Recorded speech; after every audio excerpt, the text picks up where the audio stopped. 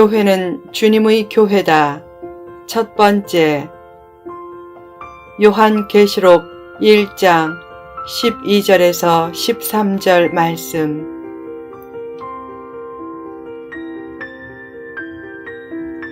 진실한 삶의 최고 인증 표식.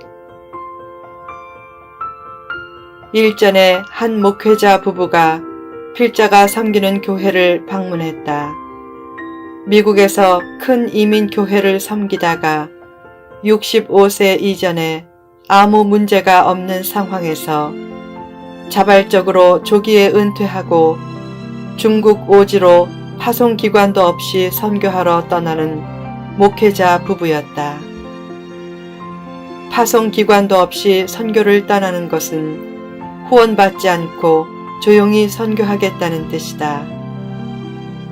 그는 원로 목사 자리도 사양했다. 그가 섬기던 교회는 상당히 큰 이민교회였기에 원로 목사로 일정액의 사례만 받아도 노후 걱정 없이 살 수 있었지만 원로 목사 사례비도 받지 않겠다는 뜻이었다. 그렇게 영광스러운 자리에서 내려와 빈손으로 선교를 떠나면서 오지에서 어르신 몇 분과 어린이 몇 명을 섬기며 노후를 보내겠다고 하니까 가슴이 뭉클해지면서 그런 목회자가 있기에 아직 한국 교회는 소망이 있다는 생각을 했다. 그가 필자의 교회를 방문한 목적은 내가 이렇게 선교하러 가니까 기도해달라 라고 알리려고 방문한 것이 아니었다.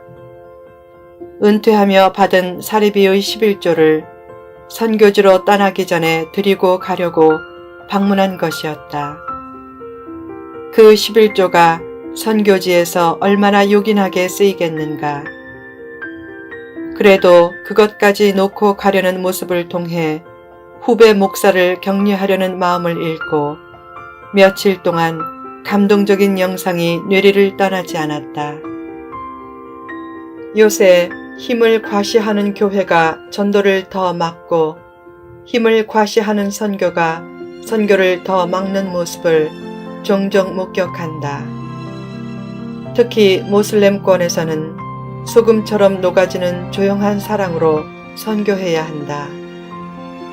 과시적이고 공격적인 선교는 진짜 선교를 막기 때문에 현지 선교사들은 그런 과시적이고 공격적인 선교를 주의해 달라고 권고한다. 그런 권고를 귀담아 듣지 않고 막무가내로 현지 모슬렘들을 자극하며 선교하면 열매는 없고 오히려 반감만 불러일으키게 된다. 그러다가 결국 아프가니스탄에서 선교팀이 탈레반에게 납치되는 사건이 터진 것이다. 그 납치 사건으로 일반인들의 기독교 선교에 대한 반감이 얼마나 커졌는가. 문제는 일반인들이 모든 교회가 그런 식으로 선교하는 줄 아는 것이다. 실제로 대부분의 선교사들은 음지에서 조용히 사랑을 실천하며 그 사회에서 소금처럼 녹아지며 선교하고 있다. 열매 없는 과시형 선교는 선교의 이미지도 망치고 결국 장기적인 선교도 막는 걸림돌이 된다. 예전에 한 선교 단체가 이스라엘 평화행전이란 거창한 구호로 어린이와 학생까지 대규모로 이스라엘로 보냈다. 그때도 현지 선교사들이 제발 그런 과시형 행사를 자제하라고 무수히 권고했지만 그 행사를 강행했다. 그래서 평화를 선사하고 온 것이 아니라 갈등을 조장하고 왔다. 유대인과 팔레스타인인 중에도 크리스천이 있는데 그 평화 대행진이란 행사 때문에 그들의 입지는 더 힘들어지고 위험해졌다. 선교는 조용한 헌신이다. 영광의 자리를 내놓고 조기 은퇴한 목회자가 모든 물질적인 혜택을 거부하고 어르신 6명과 어린이 6명을 섬기며 조용히 여생을 바치겠다는 마음이 바로 참된 선교다. 그래서 욕심과 외형에 대한 집착을 버려야 참된 선교가 가능하다. 요새 불신자들이 진짜 불신하는 것은 예수님이 아니라 교회다. 그들은 교회로부터 성육신의 사랑을 기대한다. 그 기대가 깨지지 않도록 아름다운 퇴장 등으로 그들을 감동시켜야 한다. 아름다운 퇴장은 진실한 인생을 살았다는 최고의 인증 표식이다.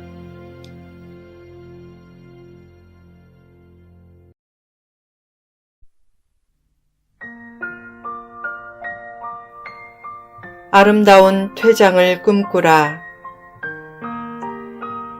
순리를 따른 아름다운 퇴장은 큰 감동과 선한 영향력을 낳는다. 인생은 처음도 중요하지만 나중은 더 중요하다. 순명을 외면하면 강제 퇴장을 당하지만 순명을 따라 스스로 퇴장하면 더 아름답고 빛나는 인생이 된다. 어떤 화장실 변기 앞에는 이런 문구가 있다. 아름다운 사람은 머문 자리도 아름답습니다. 아름다운 사람은 입장 때보다 퇴장 때 진가가 나타난다. 왜 사람들은 퇴장을 두려워하는가? 퇴장을 자기 존재의 절단으로 여기기 때문이다. 세상에서 제일 못할 것 5가지란 유머가 있다. 그 5가지란 하늘의 별 따기, 스님 머리에 핀 꼽기, 앙드레 김에게 검정색 옷 입히기, 장가간 아들 내 아들 만들기, 퇴직한 남편 존경하기 라고 한다. 퇴직한 남편도 존경이 안 되는데 누가 힘 있는 자리에서 퇴장하고 싶겠는가.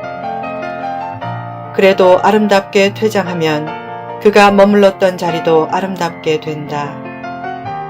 반면에 때가 되었어도 퇴장하지 않겠다고 발버둥치면 결국은 강제 퇴장을 당한다. 왜 한국 교회에 아름다운 퇴장의 전통이 적은 편인가? 교회 자리를 낮아지는 섬김의 자리가 아닌 과시하는 권력의 자리로 여기기 때문이다.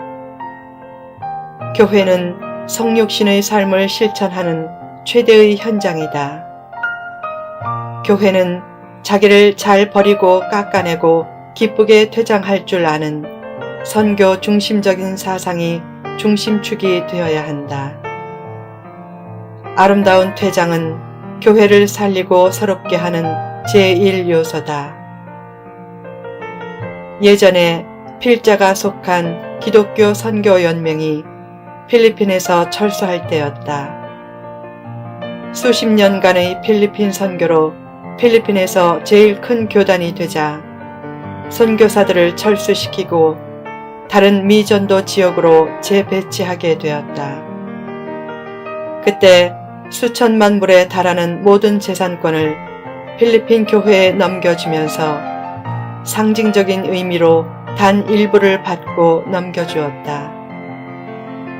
얼마나 멋진 퇴장인가. 그런 멋지고 복된 일을 미루면 기다리는 것은 강제 퇴장이 된다. 교회들은 여력이 있다면 힘써 분립교회 개척에 나서야 한다. 그것이 한국 교회 전체가 사는 길이다. 교회가 스스로 멋지게 퇴장하며 수많은 딸 교회의 걸음이 되어주면 그 모 교회는 존경받는 아름다운 교회가 되고 영향력도 더욱 커지게 된다. 그런 축복을 외면하고 스스로 분립하지 않으면 하나님이 강제로 교회를 흩으시는 상황이 생길 수도 있다. 사도행전을 보면 처음 교회가 생길 때 베드로의 설교로 3,000명, 4,000명이 한꺼번에 회개해서 당시 예루살렘 교회는 성도가 1만 명 정도였다는 주장도 있다. 그때 그 교회는 사람들의 칭찬도 받으면서 계속 성장했는데 한 가지 아쉬운 점은 분립과 선교에 나서지 않은 것이었다. 결국 하나님은 스데반 집사의 일로 핍박당하게 해서 그 교회를 강제로 흩으셨다. 그 일로 인해 각처로 흩어진 제자들에 의해 더욱 멋진 선교가 이루어졌다. 스스로 분립하든지 강제로 분립되든지 둘 중의 하나를 선택할 때 그 결과가 얼마나 다른가. 스스로 분립하면 존경을 받지만 강제로 분립되면 비참해진다. 결국 담임 목사가 성도의 이름을 알 수 없는 단계에 들어선 초대형 교회들은 지혜로운 분립교회 개척의 길을 힘써 모색해야 한다. 그렇지 않으면 추락의 때가 조만간 올 수 있다. 그 추락은 개교회 및 목회자의 추락으로 끝나지 않고 때로는 사회 전체의 고난으로 연결될 수도 있다. 20세기 초 북한에 엄청난 복음화의 바람이 불었다. 그 지역은 유교가 성행했던 조선시대에 오랫동안 소외된 곳이었기에 그 지역민들의 신앙심이 남달랐다. 그때 큰 부흥의 역사가 나타나 당시 평양 인구의 3분의 2가 신자였고 심지어 평양은 동양의 예루살렘이란 소리도 들었다. 그때 부흥을 선교로 연결시키지 않았기에 하나님은 공산주의를 통해 강제로 북한 교회를 쳐서 흩으셨고 그 북한 선도들이 남쪽에 내려와 남한 교회의 초석이 되었다. 한국 교회가 힘을 과시하며 분립에 힘쓰지 않으면 북한 교회처럼 될 수 있다. 지금 교회가 인터넷을 중심으로 가벼운 잽을 맞고 있다. 이때 분립과 선교에 나서지 않으면 더욱 큰 환란의 주먹으로 맞을 수 있다.